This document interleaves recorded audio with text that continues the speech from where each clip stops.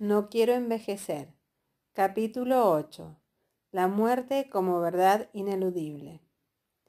Si alguien tuvo la oportunidad de leer Bienvenido Dolor, cuando hablo de las pérdidas, cito una frase del cantautor argentino y gran amigo mío Facundo Cabral, que me parece que hoy en el contexto de esta investigación no puedo dejar de mencionar. Él decía que el ser humano es un ser especial. Nacer no pide, vivir no sabe y morir no quiere. Esta frase, a la luz de lo que hemos venido desarrollando en este libro, tiene tanto sentido. Llegados a esa etapa en donde todo parece estar más fuera de nuestro control, recién aparece una expresión de deseo en el ser humano. No queremos morirnos y de verdad no me queda tan claro por qué. Algunos dirán que por sentimiento de sobrevivencia, otros porque piensan que la vida es hermosa y un desafío interesante, que espero sea la mayoría. Y otros, más honestos y menos valientes, simplemente dirán que le temen a la muerte. El tema es que no queremos morirnos y tampoco queremos ver partir a los que amamos. Y esto, independientemente de las creencias religiosas, porque si la muerte fuera asumida como un proceso natural y la entendiéramos como parte del flujo de la vida y como una etapa más del proceso por el cual tenemos que transitar, no tendría por qué tener tanta connotación negativa. Los occidentales, particularmente, estamos entrenados desde muy pequeños a funcionar en base a los apegos. Las frases "eso es mío" o "tú eres mía", dicha tan románticamente, no hacen otra cosa que reflejar que trabajamos económica y emocionalmente toda la vida para tener cosas propias.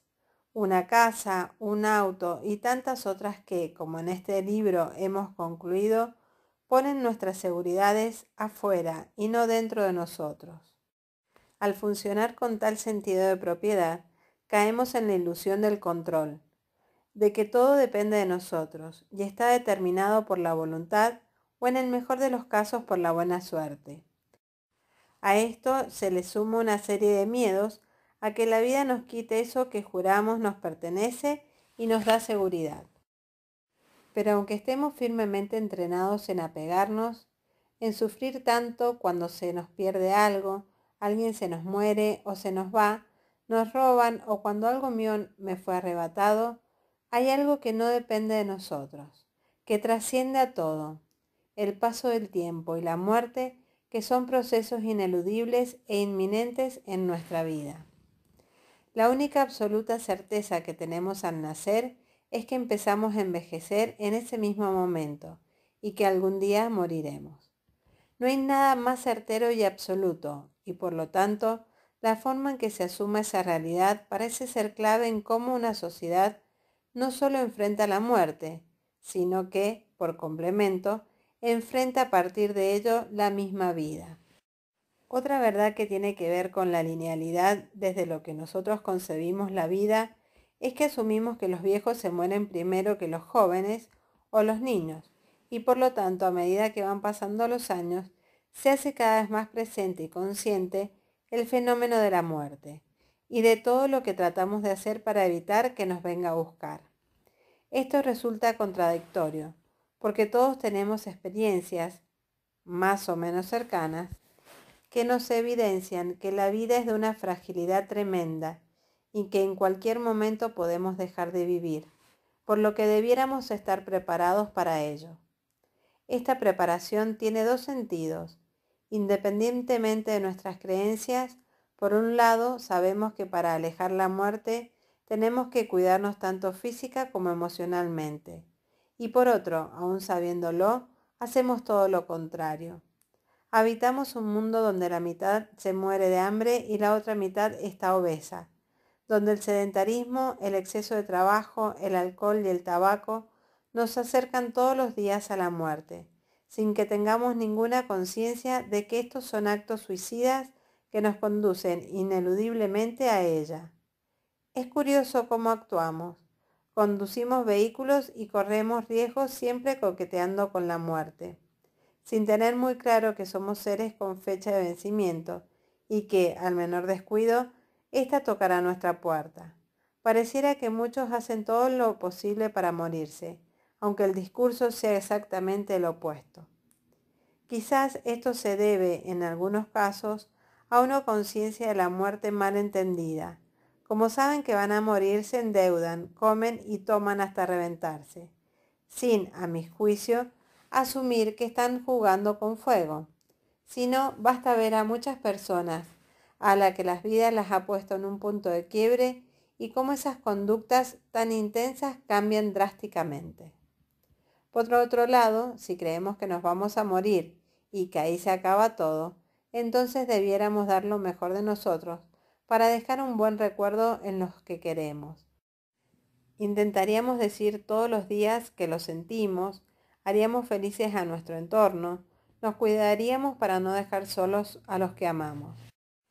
Disfrutaríamos de lo que la vida nos da, pero sin caer en ningún exceso. Bajo esta concepción no existirían los maltratos, las faltas de amor y tantas otras actitudes, que hoy lamentablemente son pan de cada día en nuestra sociedad. Según el discurso social, se desprende que vivimos negando la muerte y creyendo que somos eternos, por lo que daría lo mismo como vivimos porque siempre, aunque sea en el último segundo, habrá tiempo para reparar. Esta negación absoluta de la muerte funciona casi como un mecanismo de defensa que se rompe cuando llega a nuestras vidas una enfermedad o alguna situación que nos enfrenta cara a cara a nuestra mortalidad. Para los que han pasado por ahí, la vida cambia completamente. Se alteran sus prioridades, son más conscientes de sus afectos, lo expresan y viven más intensamente, y tienen la necesidad de dormir siempre ligeros de equipaje, sin rencores ni cuentas pendientes. Se dice que los países hispanos son casi totalmente creyentes, y la gran mayoría de su población cree que después de la muerte hay algo más. En la investigación, el 95% de los participantes correspondían a ese grupo. Ese algo más podía ser un estado diferente, otra vida paralela, pero diferente a esta, una vida sin cuerpo, un espíritu o simplemente una forma en un continuo aprendizaje. Al consultarle a esas personas sobre la solidez de sus creencias y sobre cómo vivían a partir de ellas, el paso de los años y la realidad de la muerte, era impresionante registrar la cantidad de miedos, inconsistencias y mentiras que se decían todos los días y que no son más que un fiel reflejo de cómo la vejez se concibe, como la entrada a la última etapa de la vida cargada de muchas emociones asociadas a la tristeza, la melancolía y en no pocos casos la desesperación. Si realmente, como decía en el capítulo donde intentaba definir la vejez, creyéramos en la resurrección, en otra vida o en el dormirse para siempre hasta que vuelva Jesús, ¿no les parece que la muerte debiera ser vivida con alegría, o por lo menos con tranquilidad y paz, sobre todo mucha paz? ¿No les parece que si viviéramos con conciencia de muerte, sabiendo que ésta va a llegar, disfrutaríamos nuestro presente siendo agradecidos y dando lo mejor de nosotros para ser recordados por las cosas buenas que dejamos aquí? Evidentemente no vivimos así, o por lo menos no todos. Lo que se ve alrededor es a gente que trabaja para vivir dignamente, o lo mejor que puedan, y poder comprar cosas que le den seguridad y confianza para así demostrar amor a sus seres queridos. Nadie piensa, y mucho menos siente la fragilidad de la vida. Y si bien las estadísticas nos dicen que la gente que mayoritariamente muere es la de más edad, esto no garantiza nada, porque cada vez es más fuerte la sensación de que con la inseguridad, con los fenómenos naturales y tantas otras cosas que la gente percibe como incontrolables, cualquiera puede ser llamado y debemos prepararnos para ello. Uno para un juicio, otros para una transformación, algunos para ser recordados por lo que hicieron. Todos deben prepararse para otra vida que desconocen totalmente y tener la tranquilidad de haber hecho las cosas lo mejor posible. Dicen que llegados a esa otra vida, a nadie le van a preguntar cuánto dinero ganó y si fue o no capaz de llegar a tener casa o un auto. Dicen los que saben, entre los que no me cuento, que lo más probable es que nos pregunten qué hicimos con lo que nos dieron y cuánto fuimos capaces de amar con ello. Bajo esta perspectiva, llegar a la vejez se convierte no solo en un placer, sino que en todo un privilegio. Significaría, como lo entienden los orientales, que tuvimos mucho tiempo para amar, aprender, dejar huellas y para haber disfrutado la posibilidad de decidir ser felices. Porque serlo es una actitud, más que un estado ligado a la alegría o al tener cosas. Ahora bien, está lejos de ser una realidad social fácilmente observable. Por un lado decimos emocionados, ¡qué maravilla cumplir años! Cuando vemos a alguien que celebra sus 80 o 90.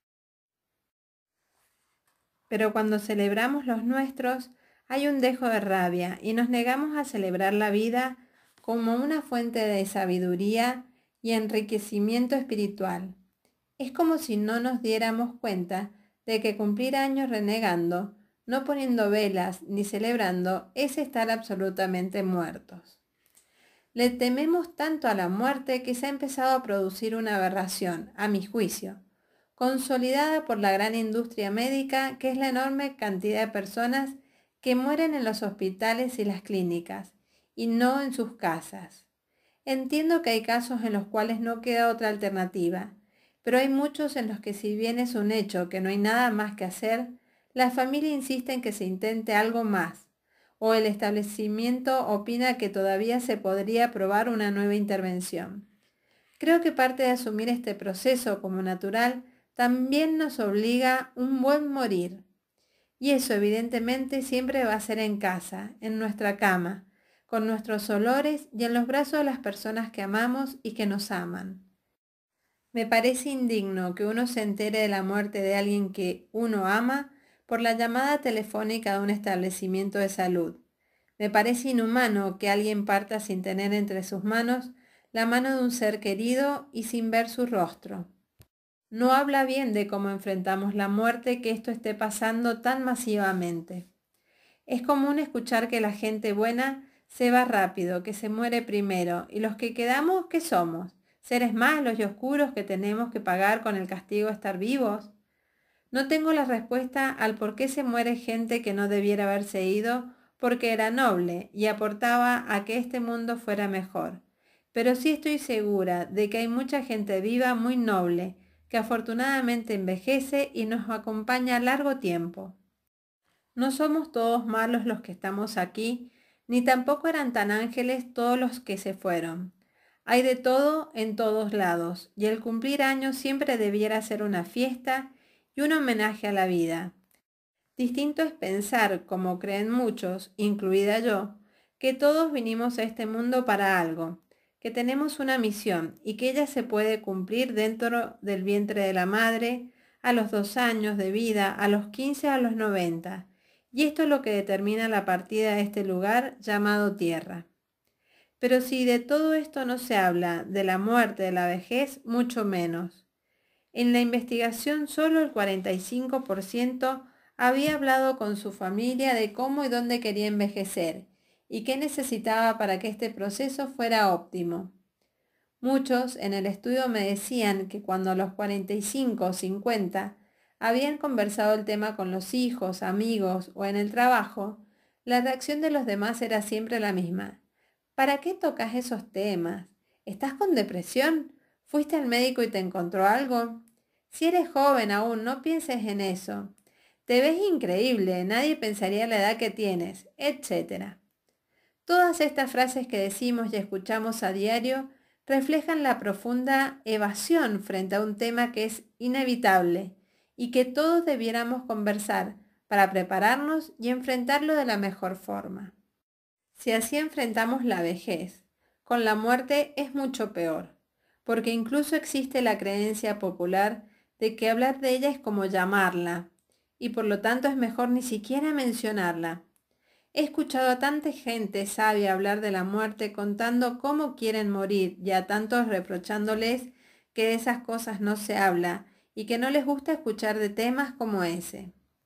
Qué bien nos haría hablar de la vejez, de la jubilación y de la muerte, y poder planificar cada etapa de la vida al alero de nuestros afectos.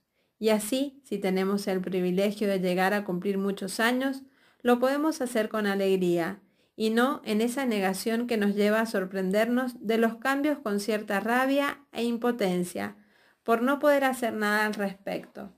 En estos casos, el único ejercicio de libertad que podemos permitirnos es nuestra actitud, que siempre es soberana, pero que con la educación centrada en lo externo con la que nos hemos formado, está muy debilitada en la mayoría de las personas.